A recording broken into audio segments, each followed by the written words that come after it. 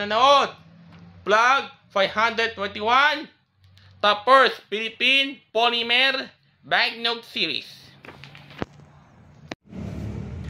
50 piso Visayan Leopard Cut. Next, 100 piso Palawan Pika Present. Next, 500 piso Visayan Spotted Dealer. Next,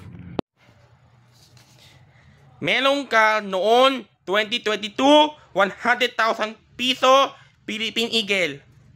Tapos na. Maraming salamat po sa pananood. Saludo kami sa Pilipinas.